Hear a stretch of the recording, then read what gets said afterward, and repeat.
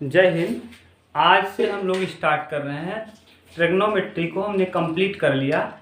Trigonometry में हमने त्रिकोणमिति के अनुप्रयोग भी पढ़ लिया, हाइट एंड डिस्टेंस। आज से हम लोग कर रहे हैं ज्योमेट्री का स्टार्ट। और ज्योमेट्री में सबसे महत्वपूर्ण होता है ट्रायंगल। विदाउट ट्रायंगल आप किसी भी प्रश्न का ज्योमेट्री में किसी भी चीज़ को आप हल नहीं कर सकते। ज्योमेट्री ही नहीं बल्कि आप अगर फिजिक्स भी हल करना चाहते हैं तो आपको यहाँ ट्रायंगल की ज़रूरत पड़ेगी और ट्रायंगल के साथ साथ एंगल की भी ज़रूरत पड़ेगी। तो आज से हम लोग स्टार्ट कर रहे हैं ट्रायंगल। और ट्रायंगल में क्या क्या बेसिक है और क्या क्या हो सकता है, उन सारी चीज़ों को हम लोग पहले देखेंगे, फिर पढ़ना स्टार्ट करेंगे कक्षा 10वीं का।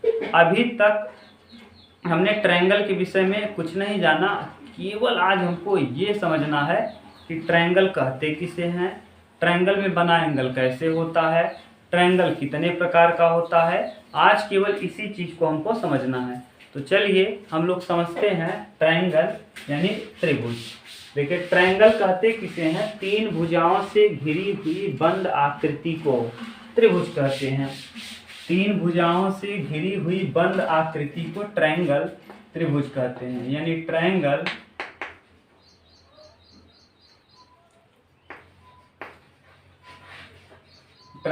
यानी त्रिभुज।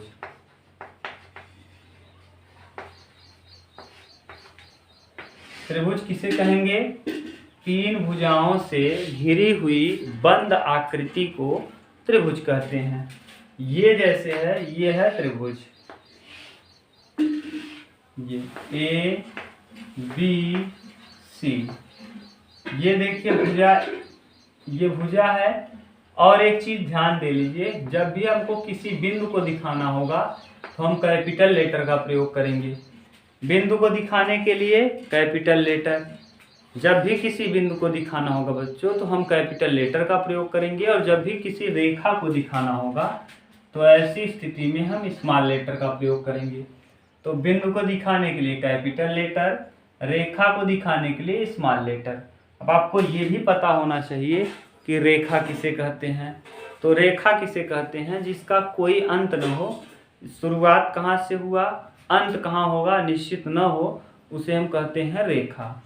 और रेखाखंड किसे कहते हैं, जिसकी लंबाई निश्चित हो। अर्थात जैसे यहाँ कोई रेखा है, अगर इसकी लंबाई को हम निश्चित कर दें, यानी अगर 5 सेमी कर दें तो ये रेखाखंड हो जाएगा। तो रेखा और रेखाखंड में अंतर क्या है, यही। रेखा का कोई लंबाई निश्चित नहीं होता, इसका न तो शुरुआत पॉइंट पता होता है न तो अंत पॉइंट। जबकि रेखाखंड का शुरुआत वाला पॉइंट भी पता होता है और अंत वाला भी। आपको ये भी पता चल गया कि जब भी हमें किसी रेखा को दिखाना होगा तो हम किसका प्रयोग करेंगे, स्मॉल लेटर का। और अगर हमको बिंदु को दिखाना होगा तो कैपिटल लेटर का। तीसरी बात आपको ये भी समझ लेना है बच्चों कि अगर ये रेखा है तो किरण किसे कहते हैं। अगर किसी निश्चित बिंदु से कोई रेखा निकल करके अनंत तक जाती है तो उसे हम किरण कहते हैं। ये है बच्चों किरण। किरण किसे कहते हैं आपको समझ में आया होगा कि माने जो कहीं निश्चित बिंदु से निकले और अनंत तक जाए, निकलने का स्थान निश्चित हो और कहाँ तक जाए ये निश्चित न हो, उसे हम कहते हैं किरण। और कोण किसे कहेंगे, कोण तो दो किरणों के झुकाव को, यानी एक किरण ये है और एक किरण ये है, इन दोनों के झुकाव को ही हम कहते हैं कोण यानी थीटा। कोण को हम थीटा कुछ भी दिखाएं तो दो किरणों के झुकाव को ही हम कहते हैं कोण। तो आपको जो भी बेसिक जानकारियां थी हमने दे दिया। अगर आपसे पूछे रेखा तो आपको कह देना है जिसका शुरुआत बिंदु और अंत निश्चित न हो, कहाँ से निकला और कहाँ तक जाएगा, उसे हम रेखा कहेंगे। किरण किसे कहेंगे, जिसका निश्चित शुरुआती बिंदु जहाँ से निकल रहा वो निश्चित हो और कहाँ तक जाएगा उसका पता न हो, उसे हम कहते हैं किरण।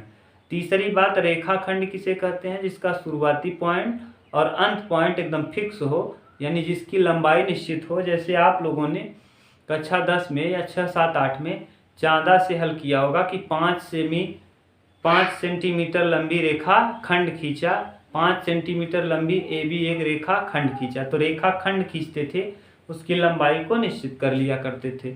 ये है बच्चों छोटी मोटी जानकारियाँ। अब आपको ये देखना है कि कि त्रिभुज जो है ये कितने भुजाओं से मिलकर बना है, तो 3।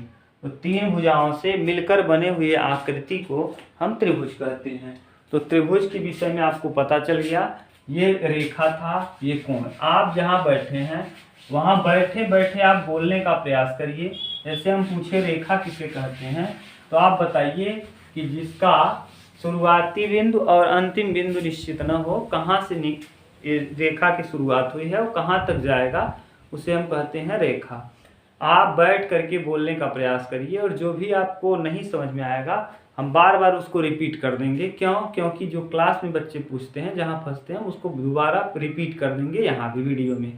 तो चलिए अब हम ये देख लेते हैं कि ये त्रिभुज है, 3 भुजाओं से बना हुआ है। अभी इसको कहेंगे ए के सामने भुजा ए होगा। अभी आपको बता दिए ये रेखा है, 3 भुजाओं से घिरी हुई बंद आकृति है, जिसको स्मॉल लेटर का प्रयोग करके बी के सामने बी है और सी के सामने बच्चों सी। अभी हम ऐसे ही मान रहे हैं, जरूरी नहीं है कि यही हो, जो दिया रहेगा वो तो दिया ही रहेगा। ए के सामने ए, बी के सामने बी और सी के सामने सी। ये क्या है? रेखभुजा। अब आपको ये पता है कि त्रिभुज के तीनों कोणों का योग 180 होता है। ये कैसे होता है, इसका सूत्र क्या है? तो इसका सूत्र होता है बच्चों, सूत्र n-2 × 180। इस सूत्र का उपयोग करके आप किसी भी बहुभुज का, बहुभुज माने चाहे त्रिभुज हो, चतुर्भुज हो, पंचभुज हो, उसी को हम कहते हैं बहुभुज। तो त्रिभुज एक प्रकार का क्या होता है? बहुभुज। बहुभुज किसे कहते हैं? जिसमें 2 से अधिक भुजाएं हों, उसे हम बहुभुज कहते हैं। तो बहुभुज जैसे त्रिभुज में 2 से अधिक भुजाएं हैं, चतुर्भुज है, पंचभुज है, ये बहुभुज के अंतर्गत आएगा। यानी क्या है? नंबर ऑफ साइड, यानी भुजाओं की संख्या। भुजाओं की संख्या। इंग्लिश में भी जिसको दिक्कत ना होगी, हम इंग्लिश भी बोल रहे हैं। Here n is a number of side. यहाँ n क्या है? भुजाओं की संख्या है। भुजाओं की संख्या यानी नंबर ऑफ साइड। अब हम क्या करेंगे, दोनों भाषाओं में इसको बोलेंगे भी और लिख भी देंगे। यानी n is a number of side, यानी n क्या है? भुजाओं की संख्या है। अब अगर आपको पता है कि त्रिभुज कितने भुजाओं से मिलकर बना है, तो 3, तो यहाँ हम पुट करेंगे n-2 × 180। ठीक, n की जगह हम पुट कर देंगे 3 - 2 × 180। यहाँ 3 में से 2 घटाएंगे तो 1 × 180 = कितना? 180। यानी ये कुल मिला के आ जाएगा 180। तो आपको पता चल गया, अगर त्रिभुज है तो 3 भुजाएं हैं और 3 भुजाओं से घिरा हुआ है, जिसका कोण कितना होगा? 180। इस सूत्र का प्रयोग करके आप किसी भी बहुभुज का कोण ज्ञात कर सकते हैं। जैसे चतुर्भुज में आपको पता है 360 होता है चतुर्भुज में। तो चतुर्भुज का निकालना हुआ तो इसमें कितनी भुजाएं हैं? 4। यहाँ रख दीजिए, n की जगह 4 - 2, यानी 4 - 2 × 180। जैसे ही गुणा करेंगे तो 4 में से 2 घटाएंगे तो 2 और गुणे 180 और 18 दूना 360। ये आ जाएगा चतुर्भुज में। तो चतुर्भुज के चारों कोणों का योग 360। इस सूत्र को हम इसलिए बता दिए हैं कि आपसे कोई पंचभुज पूछ सकता है। तो 5 में से 2 घटाएंगे 3 और 3 में 180 का गुणा करेंगे तो 18 × 3 = 54 यानी 540। तो इस तरीके से आप किसी भी बहुभुज का कोण ज्ञात कर सकते हैं। इसका बच्चों स्क्रीनशॉट ले लीजिए। तब हम लोग देखते हैं ये जो 180 अंश है ये कैसे सिद्ध करेंगे। ठीक, उतारिए तब।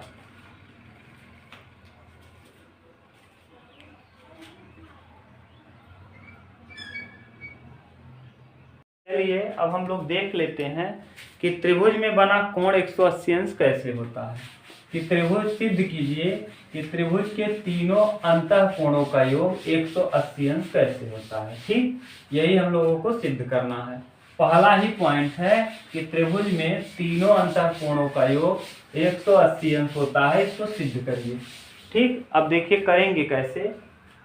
ये देखिए, मान लीजिए त्रिभुज दिया है, ये त्रिभुज है इस तरीके से, ये त्रिभुज है। इसको मान लीजिए A, इसको मान लीजिए B और इसको मान लीजिए C। यहाँ मान लीजिए बनने वाला कोण है सी, यहाँ बनने वाला कोण है बी, और यहाँ बनने वाला कोण है ए।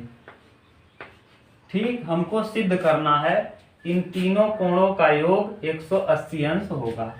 यही हमको क्या करना है बच्चों, सिद्ध करना है। तो चलिए इसको सिद्ध करने के लिए हम करते क्या है, यानी आपका प्रश्न है कि सिद्ध कीजिए कि त्रिभुज के तीनों कोणों का योग 180 अंश होता है। इसको हम सिद्ध किस तरीके से करेंगे, हम देखिए रचना के विषय में बता रहे हैं। सबसे पहले आप क्या करेंगे, यहाँ एक रेखाखंड खींचेंगे। इस रेखाखंड की मान लेंगे हम पी क्यू, और ये पी क्यू जो रेखाखंड है वो किसके समांतर होगा बच्चों, बी सी के समांतर। सर्वप्रथम ए से होकर जाती हुई ना, बिंदु ए से होकर जाती हुई पी क्यू एक रेखाखंड खींचा। रचना है सर्वप्रथम बिंदु ए से होकर जाती हुई पी क्यू एक रेखाखंड खींचा जो बी सी के क्या है, समांतर है। ये लिखना चाहें तो आप साथ के साथ लिख सकते हैं। हमने क्या कहा है कि सर्वप्रथम हमने पी क्यू बिंदु ए से होकर जाती हुई बी सी के पैरेलल एक रेखाखंड खींचा। अब रेखाखंड खींचा तो आपको आप कक्षा 9 में आपने पढ़ा होगा या और छोटी क्लासेस में आपने पढ़ा होगा, यदि दो समांतर रेखाएं हैं बच्चों और एक तीसरी रेखा प्रतिच्छेदित करती है तो ये वाला कोण और ये वाला कोण एकांतर कोण से आपस में क्या होते हैं, बराबर। नहीं समझ में आया तो ये जो जेड बन रहा है ये आपस में क्या होता है, बराबर। तो यहाँ भी देखिए, ये अगर देखिए ध्यान से, ये जेड बना, यानी यहाँ वाला कोण और ये वाला कोण आपस में क्या होगा, बराबर। यानी यहाँ बी है तो यहाँ भी क्या हो जाएगा, बी। इतना आपको समझ में आया? आया होगा तो यस बोलिए, नहीं आया तो वीडियो को पीछे रिपीट करिए और देखिए, क्योंकि बच्चों यहाँ वीडियो चल रहा है और हम आपके सामने नहीं है, एक कमरे में पढ़ा रहे हैं। आप रिपीट करके वीडियो को देखिए, फिर से सुनिए। इस वाले में यहाँ से देखिए, अगर हम इसको इस तरीके से घेर दें, इस तरीके से, तो देखिए ये भी जेड बन रहा है और ये उल्टा जेड बन रहा है।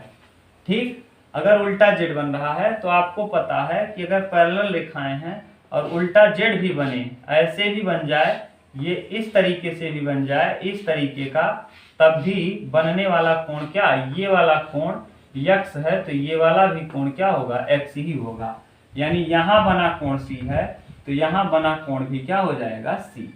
और आपको पता है कि एक रेखा में बना हुआ कोण जो होता है 180 अंश होता है। नहीं पता तो आप चांदा जाके देखिए, चांदा इसी डिजाइन का होता है। ये यहाँ 0 से चालू होकर के 180 तक लिखा रहता है। ठीक, अगर इस बात करें यहाँ तो ये देखिए पी ए क्यू एक सरल रेखा हो जाएगी। तो पी ए क्यू एक सरल रेखा होगा और यहाँ से यहाँ तक एक चांदा बन जाएगा, यानी कोण ए, यहाँ कोण बी प्लस कोण ए प्लस कोण सी आपस में बराबर 180 अंश होगा, क्योंकि एक रेखा पे बना कोण 180 अंश होता है। इस तरीके से हमने ये प्रूव कर दिया कि किसी भी त्रिभुज के तीनों कोणों का योग 180 अंश होता है। ठीक, ये है बच्चों प्रश्न का आंसर। अब अगर आपसे कोई पूछेगा तो आपको कुछ नहीं करना, सबसे पहले एक भुजा के पैरेलल यानी एक भुजा के समांतर क्या खींच देना है, समांतर रेखा खींच लेना है। उस समांतर रेखा को आपको लगा देना है एकांतर कोण, और एकांतर कोण से ये कोण बी और वहाँ ऊपर कोण बी आपस में बराबर हो जाएगा और हम सिद्ध कर लेंगे कि कोण माने किसी भी त्रिभुज के तीनों कोणों का योग 180 अंश होता है। ये था पॉइंट नंबर 1, इसका स्क्रीनशॉट ले लीजिए। तब हम लोग देखते हैं पॉइंट नंबर 2 कि त्रिभुज कितने प्रकार का होता है।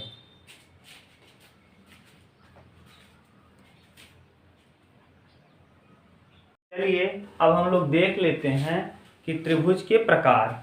त्रिभुज देखिए बच्चों, अगर हम त्रिभुज को बेसिकली बांटना चाहें तो हम दो तरीके से त्रिभुज को पढ़ सकते हैं। दो तरीके क्या होंगे त्रिभुज को पढ़ने का, इसको देखिए। त्रिभुज के प्रकार,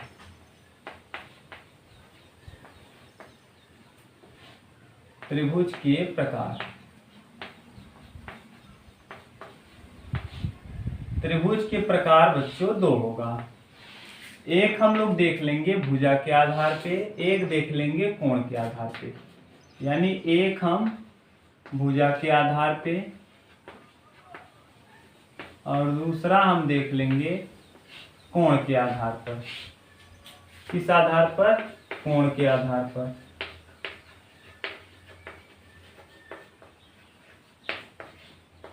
भुजा के आधार पे और कोण के आधार पे। तो त्रिभुज को कितने पार्ट में हम लोग पढ़ लेंगे? एक भुजा के आधार पे और एक कोण के आधार पे। देखिए जितना हम पढ़ा रहे हैं उसको आप रिपीट करिए। नहीं समझ में आता फिर से देखिए, और फिर भी नहीं समझ में आता तो कमेंट में कमेंट करिए। कमेंट से ये पता चलता है कि आप कितना समझ पा रहे हैं या इस वीडियो से कितना कनेक्टेड है बच्चों। और अगर कोई प्रॉब्लम है तो आप लोग कमेंट बॉक्स में कमेंट जरूर किया करिए। देखिए ये त्रिभुज एक ऐसा चैप्टर है जिसको समझना थोड़ा सा मुश्किल होता है। हम प्रयास करेंगे कि आपको बेहतर समझाने का प्रयास करें, और आप भी उतना ही मेहनत करिए बच्चों। नहीं तो अकेले हम कितना समझा के कुछ नहीं कर पाएंगे जब तक आप मेहनत नहीं करेंगे। तो अब देखिए इसको हम करते हैं कि भुजा के आधार पे जो त्रिभुज है ये 3 प्रकार का होगा। कौन कौन सा होगा इसको हम समझते हैं। और कोण के आधार पे भी 3 प्रकार का, यानी भुजा के आधार पे त्रिभुज 3 प्रकार का और कोण के आधार पे भी त्रिभुज 3 प्रकार का। तो देखिए हम डायरेक्ट इसको लिख रहे हैं, पहला, दूसरा और तीसरा, ये यहाँ। ठीक, भुजा के आधार पे समबाहु, समबाहु, समबाहु, समद्विबाहु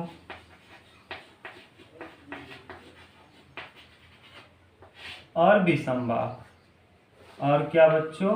विषमबाहु, सॉरी विषमबाहु, सॉरी बच्चों, समबाहु, समद्विबाहु, विषमबाहु। समबाहु का मतलब ऐसा त्रिभुज जिसकी तीनों भुजाएं क्या हो बच्चों? आपस में बराबर हों। ऐसा त्रिभुज जिसकी तीनों भुजाएं आपस में बराबर हों उसे हम समबाहु त्रिभुज कहते हैं। ऐसा त्रिभुज जिसकी तीनों भुजाएं आपस में बराबर हों उसे हम समबाहु त्रिभुज कहते हैं। दूसरा समद्विबाहु। यहाँ देखिए सम माने बराबर, बाहु माने भुजा। सम माने बराबर, बाहु माने भुजा। आप नहीं कहते बाहुबल, बाहुबल माने भुजा का बल। तो सम माने बराबर, बाहु माने भुजा। जहाँ त्रिभुज की सभी भुजाएं बराबर हों, ऐसा त्रिभुज जिसमें त्रिभुज की तीनों भुजाएं बराबर हों उसे हम समबाहु त्रिभुज। यहाँ सम माने बराबर, द्वि माने 2 और बाहु माने भुजा। ऐसा त्रिभुज जिसकी 2 भुजाएं बराबर हों बच्चों। कितनी भुजाएं? 2 भुजाएं बराबर हों और एक भुजा अलग हो उसे हम कहते हैं समद्विबाहु त्रिभुज। ठीक, समद्विबाहु त्रिभुज।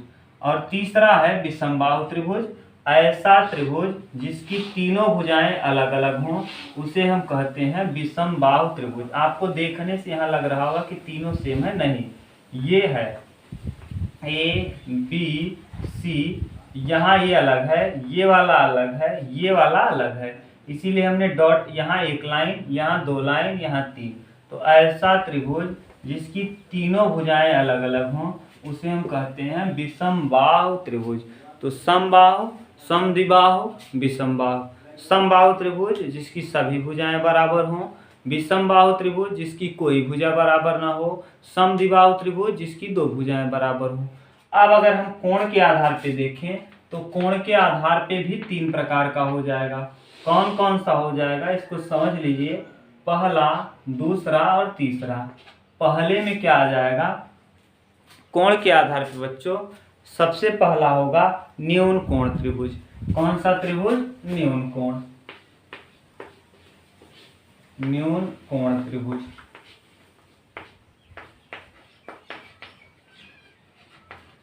न्यून कोण त्रिभुज किसे कहते हैं? ऐसा त्रिभुज जिसका प्रत्येक कोण थीटा यानी प्रत्येक कोण 90 अंश से क्या हो? छोटा हो। ऐसा त्रिभुज, सॉरी, ऐसा त्रिभुज जिसका प्रत्येक कोण 90 अंश से कम हो उसे हम क्या कहते हैं, न्यून कोण। ऐसा त्रिभुज जिसका प्रत्येक कोण 90 अंश से कम हो उसे हम क्या कहते हैं, न्यून कोण त्रिभुज। जैसे यहाँ मान लीजिए 45, यहाँ 60 है, यहाँ 60 है, यहाँ 60 है, ये देखिए न्यून कोण त्रिभुज है। क्यों? क्योंकि इसका तीनों कोण जो है वो 90 अंश से कम है। तो ऐसा त्रिभुज जिसका तीनों कोण 90 अंश से कम हो उसे हम न्यून कोण त्रिभुज कहते हैं। तो न्यून कोण त्रिभुज हो गया। उसके बाद आता है बच्चों समकोण त्रिभुज। समकोण त्रिभुज, समकोण त्रिभुज किसे कहते हैं, ध्यान से सुनिए। ऐसा त्रिभुज बच्चों जिसका ऐसा त्रिभुज जिसका एक कोण 90 अंश के बराबर हो, यानी ऐसा त्रिभुज जिसमें थीटा का मान 1 में 90 अंश के क्या हो जाए, बराबर हो जाए, उसे हम क्या कहते हैं, समकोण त्रिभुज। आपने त्रिकोणमिति में समकोण त्रिभुज को ही पढ़ा है, ये जरूरी नहीं है कि समकोण त्रिभुज पर ही त्रिकोणमिति हो। कक्षा 11 में आप लोग बिना समकोण का भी त्रिकोणमिति पढ़ेंगे। वहां आप का से बराबर b² + c² - a² / 2bc करके सूत्र है वो हम निकालेंगे। यहाँ देखिए ये ऐसा त्रिभुज है जिसका एक कोण क्या है, 90 डिग्री है। इसी को हम लोग कहते हैं समकोण, तथा दो कोण जो होंगे वो 90 अंश से कम होंगे। तो आप ऐसे भी लिख सकते हैं कि ऐसा त्रिभुज जिसका एक कोण 90 अंश हो और अन्य दो कोण 90 अंश से कम हो उसे हम समकोण त्रिभुज कहते हैं। और अधिक कोण त्रिभुज क्या है, तो अधिक कोण त्रिभुज, अधिक कोण त्रिभुज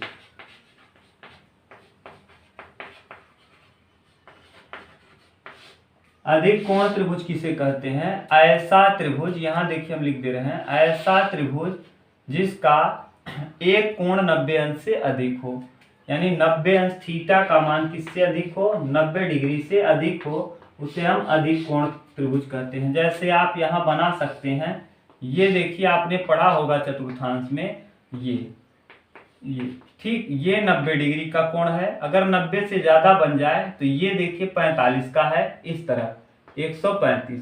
तो यहाँ से अगर हम ये त्रिभुज बना दें तो ये जो कोण बना, ये कोण कितना हो गया, 135 अंश का। क्यों? क्योंकि ये त्रिभुज में है, ये वाला कोण यहाँ से यहाँ 90 और ये 45, तो 90 + 45, 90 × 10 100, 135, यानी 135 हो गया। और ये दोनों कोण छोटे होंगे, यानी ये वाला कोण कितना हो गया, 90 से अधिक हो गया। तो ऐसा त्रिभुज जो 90 अंश से अधिक हो, जिसका एक कोण 90 अंश से अधिक हो, उसे हम अधिक कोण त्रिभुज कहते हैं। अब आपको समझ में आया होगा कि त्रिभुज कितने प्रकार का हो सकता है, कोण के आधार पे कितने प्रकार का और भुजा के आधार पे कितने प्रकार का। अब इसका स्क्रीनशॉट ले लीजिए बच्चों, हम लोग देखेंगे अगले वीडियो में नेक्स्ट टाइप से। आपको जो भी बेसिक है पहले हम उसको पढ़ा लेंगे, तब जाके हम लोग त्रिभुज चालू करेंगे। थैंक यू बच्चों। चैनल पे नए हैं तो चैनल को सब्सक्राइब कर लीजिए अगर वीडियो आपको अच्छा लगे तब। ठीक है, थैंक यू बच्चों, टेक केयर, बाय बाय।